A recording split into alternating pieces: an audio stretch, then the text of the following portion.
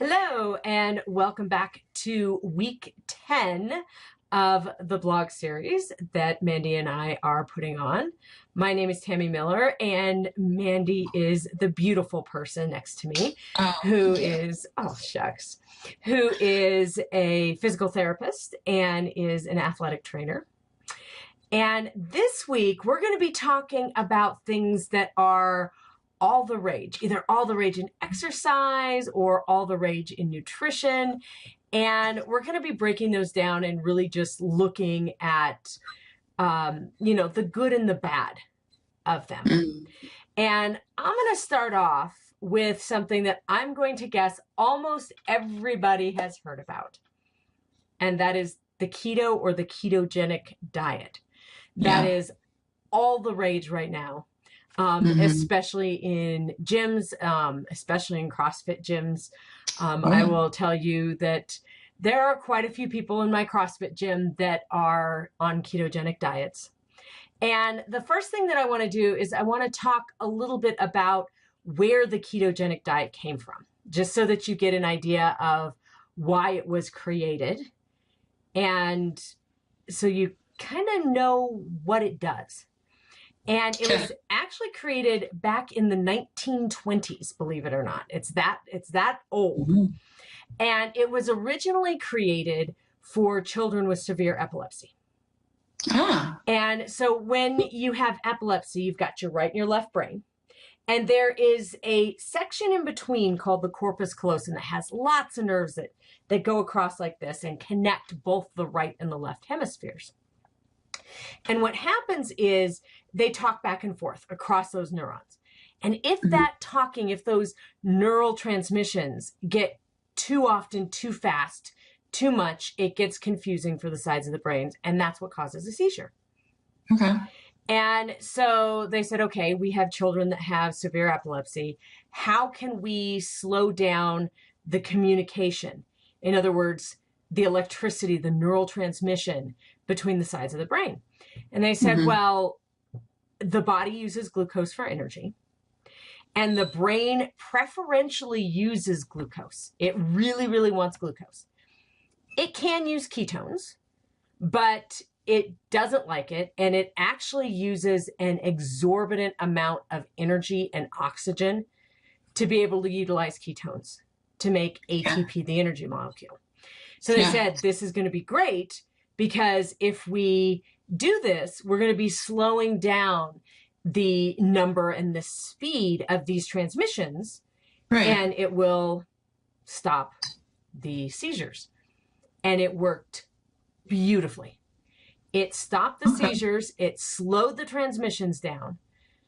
But then they quickly realized that they're working with children. So children, their brains are growing, their brains are advancing. You're looking for milestones and different ways of communication.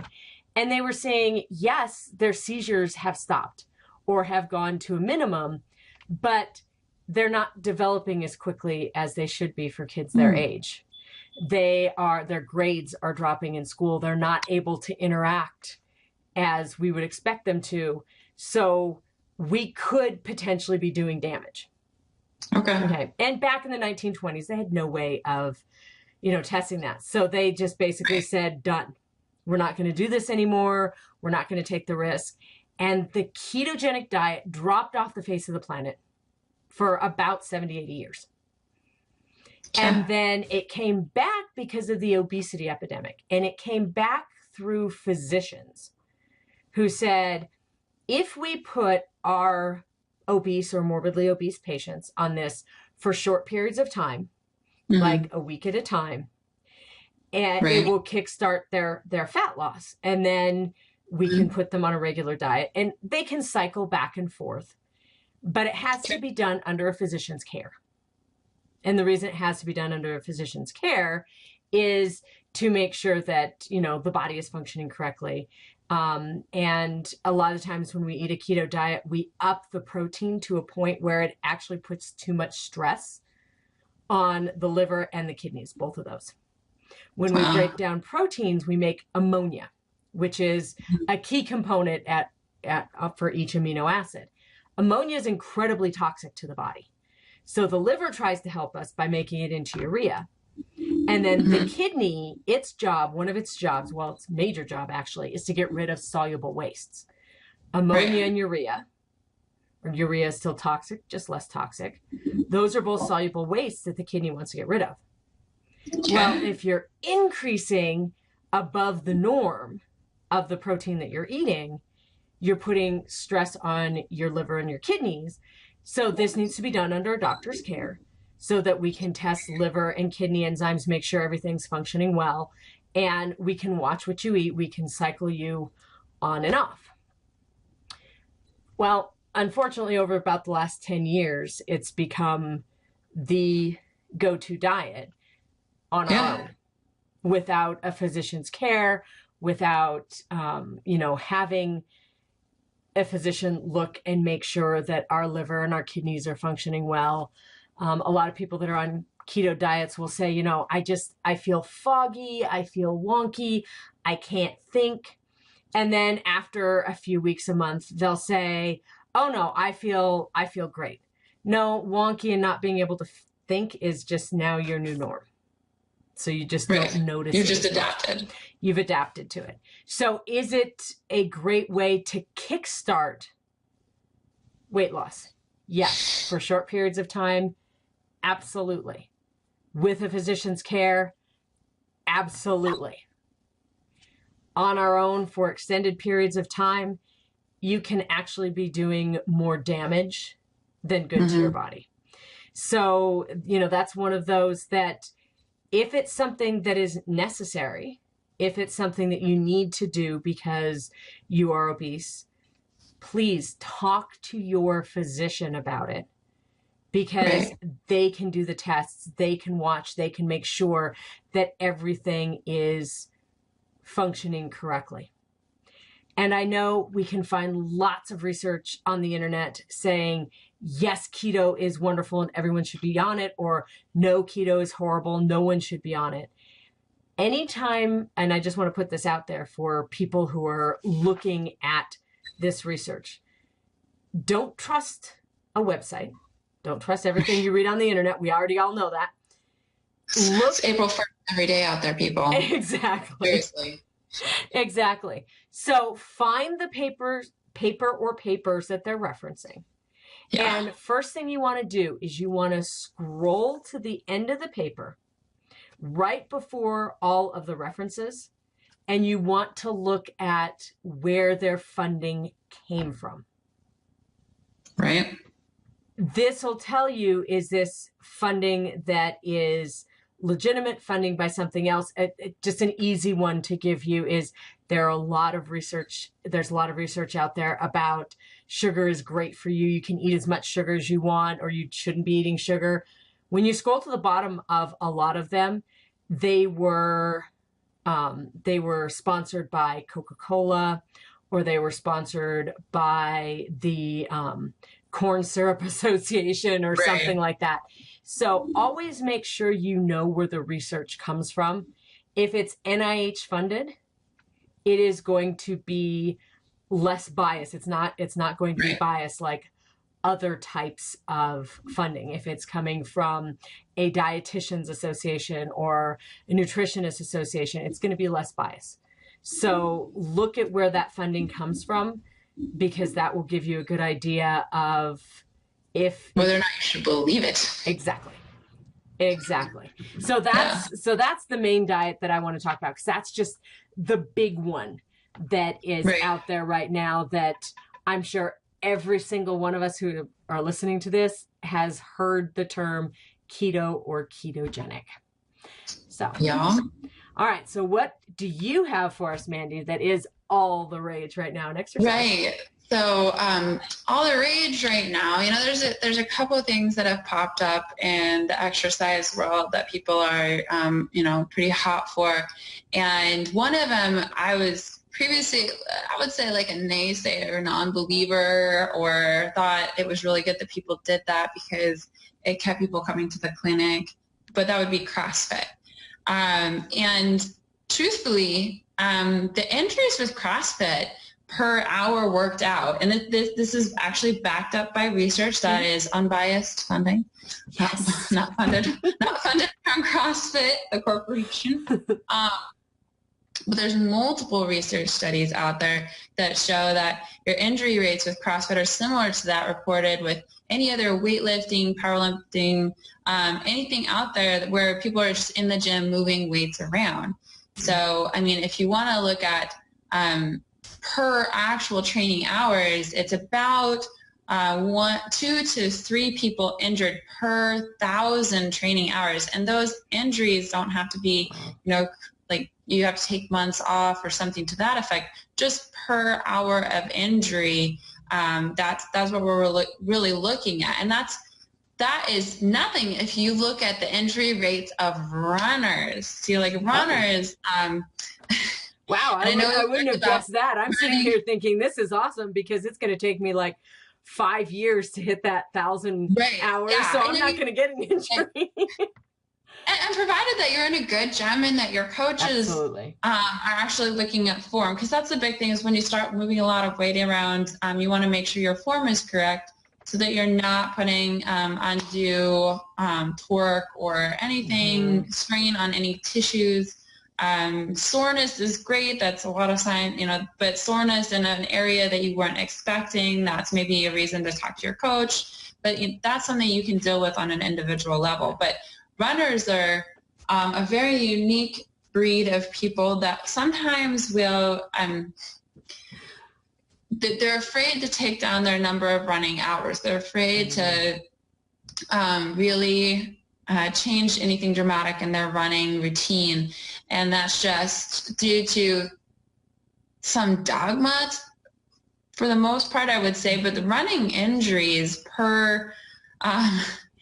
is way higher actually than anything that you see in CrossFit. Wow. So it's as high as 12 per 1,000 hours of training, which if you're just looking at sheer numbers, CrossFit 2 to 3, running 12 injuries per 1,000 hours, that's significantly more, just percentage wise.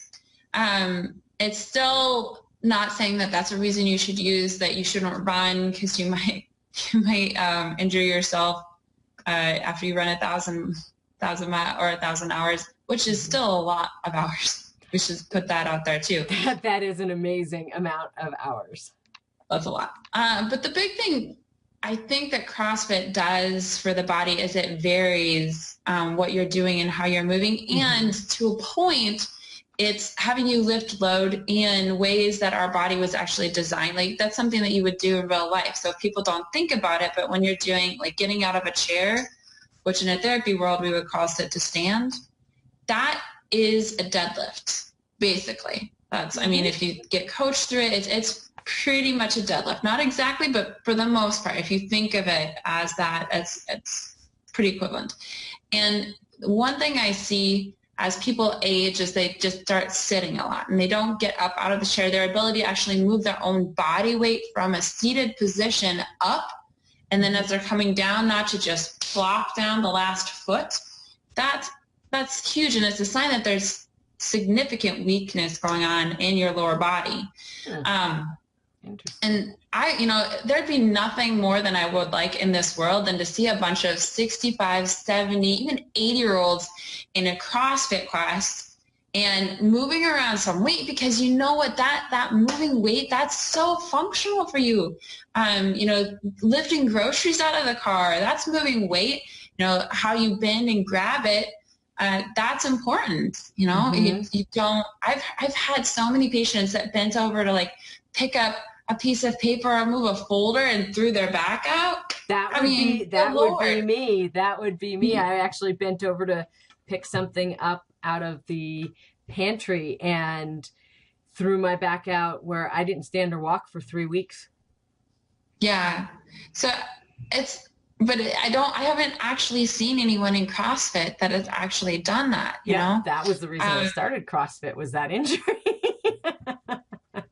See, so it's just like you come to this realization that maybe if you reach down to grab a 16-ounce can of mushroom soup or something, that perhaps your body needs to be a little bit stronger. Yes.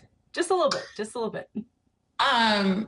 Yeah, so it's really just keeping everything in perspective. Don't judge a particular type of exercise or workout based off of what you've heard from someone else or what you may have seen in the news. I would really, most gyms will let you go in and talk to one of the trainers and try out a class before you have to sign up for, a month or how many ever sessions, they'll let you come in. They want to make sure that you feel comfortable in that environment. Right. And they have different classes at, different gyms. So I would definitely say give CrossFit a try. It's very functional.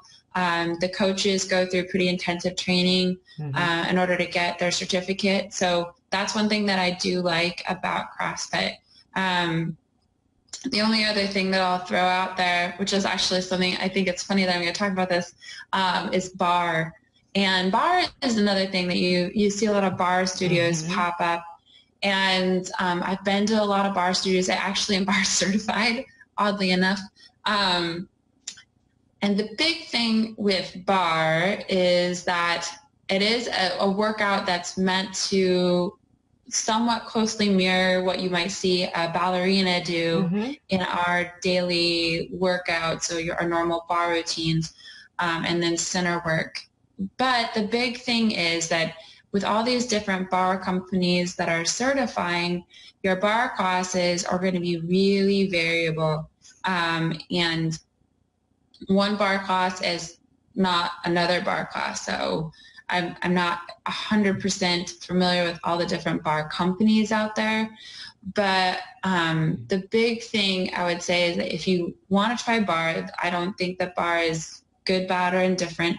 Definitely if you think that that's a workout that you'd be interested in trying, go give it a try. But make sure that where you're going, keep an open mind that just like a good burn doesn't always mean that that was a good class.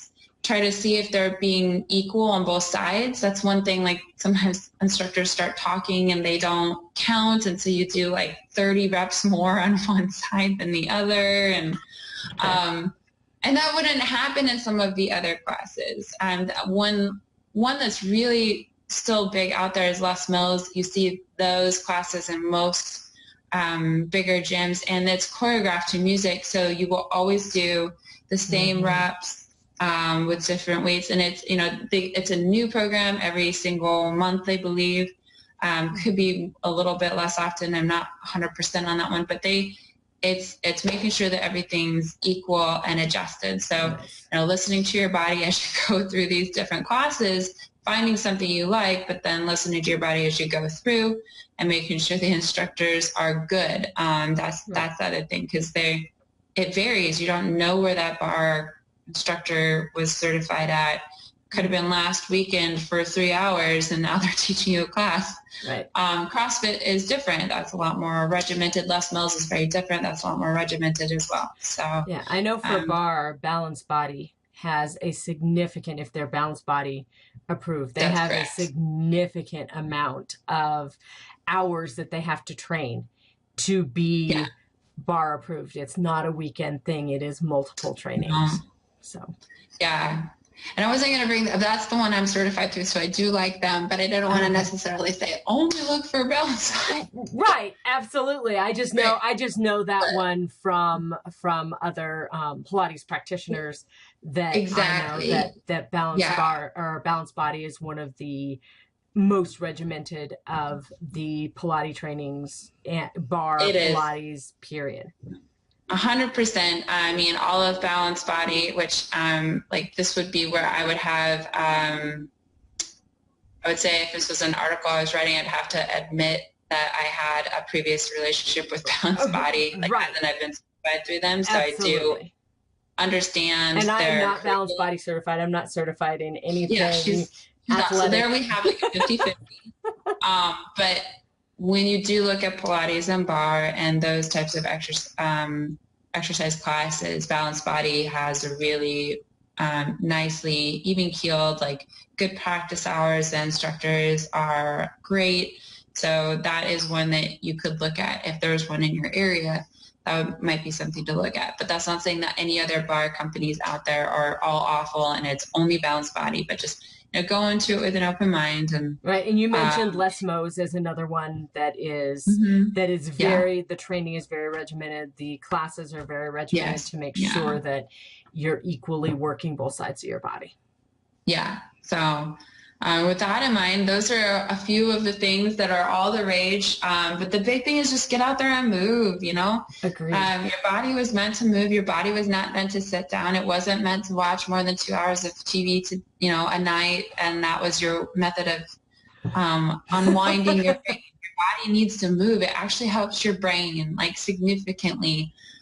With the chemical hormonal releases, you need to move. You just have to move. So find a way that's comfortable for you. Find someone that can guide you if you need it.